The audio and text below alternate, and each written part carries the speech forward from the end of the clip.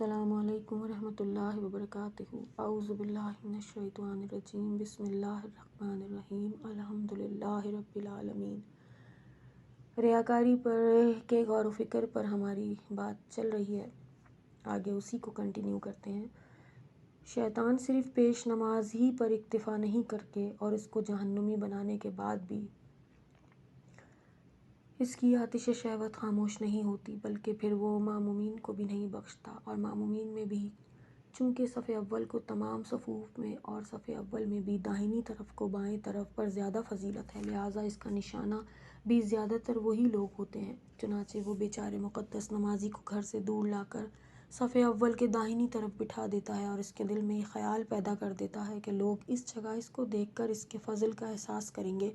اور وہ یہ جانے بغیر کہ اس کا ڈنڈا کہاں سے مل رہا ہے،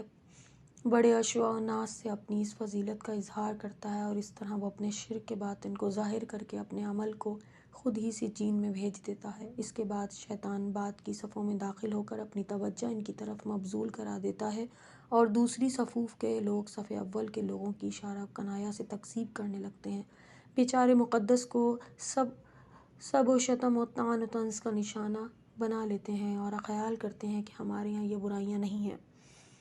صرف صف اول والوں میں ہیں، اور اکثر ایسا بھی دیکھا گیا ہے کہ شیطان کسی محترم شخص کو، خصوصاً اگر وہ اہل علم و فضل ہو، تو اس کو آخری صف میں لا کر بٹھا دیتا ہے اور اس کے دل میں یقین پیدا کر دیتا ہے کہ میں اس مقام کا ہرگز اہل نہیں ہوں کہ غریبوں و فقیروں کے ساتھ نماز پڑھوں، لیکن چونکہ تارک دنیا ہوں،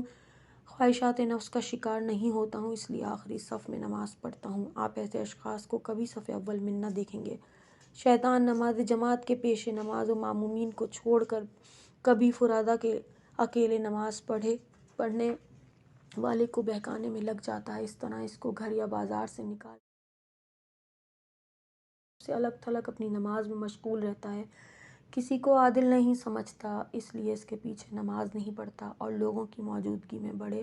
لمبے چوڑے ذکر کے ساتھ رکوع و سجود کرتا ہے اور بڑی لمبی نماز پڑھتا ہے۔ یہ شخص باطن میں بدمست و نشہ و تکبر میں چور ہے۔ یہ لوگوں کو سمجھانا چاہتا ہے کہ میں اتنا مقدس و محتاط ہوں کہ نماز جماعت نہیں پڑھتا، صرف اس ڈر سے کہ کہیں میری کوئی نماز غیر عادل کے پیچھے نہ ہو جائے۔ اس کے علاوہ یہ شخص ریاکار و تکبر میں گرفتار ہے، شرعی مسائل سے بھی واقف نہیں ہے، کیونکہ خود اس کا مرجع تقلید بھی غالباً صحت اقتدار کے لیے حسن ظن کے علاوہ دوسری شرط نہیں کرتا ہوگا، لیکن مسئلہ یہ ہے کہ وہ تو ریاکاری کرنا چاہتا ہے اور لوگوں کے دلوں میں اپنی قدر و منزلت بڑھانا چاہتا ہے۔ اس طرح ہمارے سارے کام شیطان کے زیر تصرف ہوتے ہیں، اور شیطان ملعون جس دل میں بھی پاکیزگی نہیں پاتا، اسی کو اپنا گھر بنا لیتا ہے اور اسی کے تمام ظاہری و باطنی اعمال کو جلا دیتا ہے اور ہم کو اعمال حسنہ کے باوجود جہنمی بنا دیتا ہے۔